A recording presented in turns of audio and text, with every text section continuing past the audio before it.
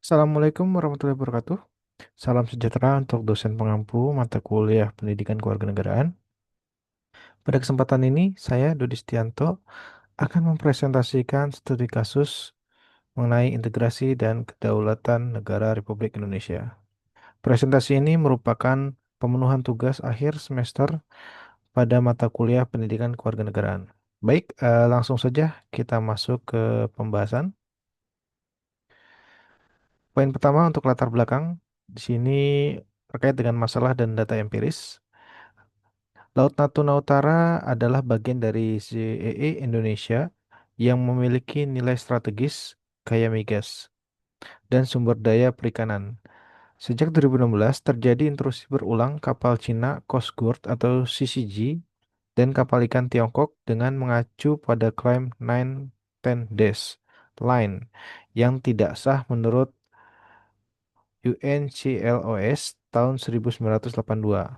Puncak ketegangan terbaru terjadi di Oktober 2024 ketika CCG 5402 dan 5302 mengganggu survei seismik MV Geocoral milik Pertamina. Masalah utama yang diidentifikasi, ancaman terhadap hak berdaulat Indonesia di ZII, gangguan terhadap proyek energi strategis, potensi konflik regional di Laut Cina Selatan, dan tantangan koordinasi lintas instansi antara Bakamla, TNI AL, KKP, dan Kemlu. Ini merupakan tabel data empiris dari tahun atau periode 2016 sampai 2024. Bentuk intrusi yang ada itu pola intrusi berulang dengan aktornya itu CCG dan kapal ikan Tiongkok. Dampaknya adalah gangguan keamanan dan ekonomi. Lalu yang kedua itu tahun atau periode Desember 2019 sampai dengan Januari 2020 ada 63 kapal ikan dan kawalan CCG dengan aktor CCG dan kapal ikan. Untuk dampaknya krisis diplomatik dan pengarahan militer. Lalu yang ketiga itu untuk tahun atau periode 21, 24, 25 Oktober 2024 bentuk intrusinya itu shadowing dan interferensi survei seismik. Aktornya itu CCJ 5402 dan 5302. Dampaknya adalah gangguan eksplorasi dan migas.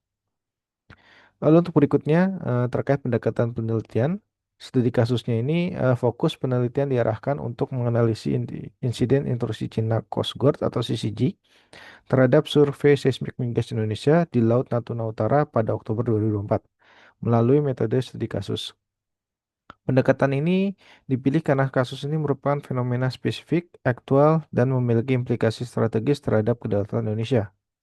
Jenis pendekatannya itu studi kasus atau case study approach. Pendekatan studi kasus ini digunakan karena yang pertama, kasus intrusi CCG memiliki konteks spasial dan temporal yang jelas, yaitu antara Laut Natuna Utara di di bulan Oktober 2024.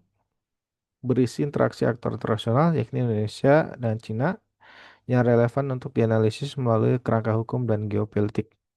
Lalu yang ketiga, tersedia data faktual dan kronologis yang dapat diamati, seperti citra satelit, AIS, laporan Bakamla, dan kronologi harian. Lalu yang keempat, studi kasus memungkinkan peneliti mengkaji fenomena mendalam, bukan sekedar permukaan. Dengan demikian, pendekatan ini menjadi pilihan tepat untuk menggambarkan, menjelaskan, dan mengevaluasi respon Indonesia terhadap pelanggaran di CII-nya. Lalu yang ketiga terkait kajian teori. Untuk teori pendukung, teori yang digunakan itu yang pertama Hukum Laut Internasional UNCLOS tahun 1982 di mana ZII sejauh 200 mil laut. Yang kedua hak berdaulat negara pantai atas sumber daya. Lalu yang kedua teori kedaulatan negara dan maritime security di mana negara wajib mempertahankan yurisdiksi dan sumber daya di wilayah maritimnya. Yang ketiga, Gray Zone Operation Theory, di mana strategi non-militer untuk menekan negara lawan tanpa memicu perang terbuka. Dan yang keempat itu putusan PCA 2016 antara Filipina dan Cina, di mana mengelola klaim Tendes Line dan traditional fishing ground. Lalu yang keempat, hasil penelitian dan pembahasan. Untuk hasil penelitian sendiri, yang pertama modus operandi CCG. Dokumen mencatat bahwa China Coast Guard menggunakan taktik gray zone, yaitu tindakan agresif tanpa senjata untuk menekan negara lain. Antaranya shadowing, di mana CCG membayangi kapal survei MV Geocoral dalam jarak dekat. Lalu yang kedua interferensi operasi, di mana menghalangi jalur survei, menciptakan bahaya navigasi. Lalu yang ketiga IUU fishing, di mana kapal ikan Tiongkok melakukan penangkapan ikan ilegal saat CCG mengalihkan perhatian aparat Indonesia. Taktik ini dibuktikan dengan citra satelit dan AIS yang menunjukkan pola keluar masuk kapal CCG secara berulang. Lalu motif tindakan Tiongkok dari penelitian menemukan tiga motif utama. Yang pertama itu klaim 910 Dash Line yang sudah ditolak oleh PCA 2016. Kemudian penguasaan sumber daya migas dan perikanan di ZEE Indonesia. Lalu yang ketiga itu pengujian respon Indonesia melalui Gray Zone Operation untuk memperkuat posisi Tiongkok di Laut Cina Selatan. Lalu terkait pembahasannya, di sini dampak lapangan. Penelitian menemukan 4 dampak strategis. Yang pertama itu gangguan operasi migas nasional, di mana survei seismik terganggu, lalu berpotensi menunda eksplorasi Natuna di Alpa. Yang kedua, risiko keselamatan navigasi, di mana manuver CCG ini terlalu dekat dengan MV Geocoral. Lalu yang ketiga, kerugian perikanan. IUU fishing berlangsung saat aparat fokus pada pengusiran CCG. Lalu yang keempat itu ancaman terhadap hak berdaulat, di mana CCG masuk kembali ke area setelah diusir, menunjukkan pelemahan wibawa hukum.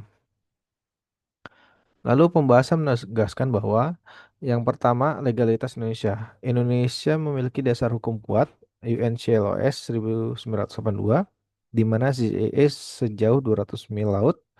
Lalu UU 5 tahun 1983 pengaturan ZEE Indonesia, lalu UU 6 1996 perairan Indonesia.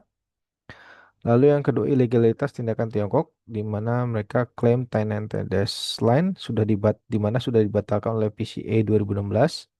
Lalu ada aktivitas CCG DJE Natuna. Ini merupakan pelanggaran hukum internasional dan nasional sehingga pembahasan menunjukkan bahwa insiden Oktober 2024 bukan peristiwa tunggal, tetapi bagian dari pola intrusi terstruktur di mana CCG masuk, diusir, lalu kembali lagi, dan AIS menunjukkan kapal bertahan lama di area survei. Lalu Indonesia melakukan 3 kali pengusiran dari Bakamla dan TNI AL. Ini adalah contoh nyata gray zone strategi, di mana tindakan provokatif tapi di bawah ambang perang. Pembahasan mengaitkan insiden 2024 dengan pola lama, di mana 63 kapal Tiongkok dan CCG masuk ZEE Natuna, yaitu tahun 2019 sampai 2020. Indonesia merespon dengan diplomasi dan pergerakan militer.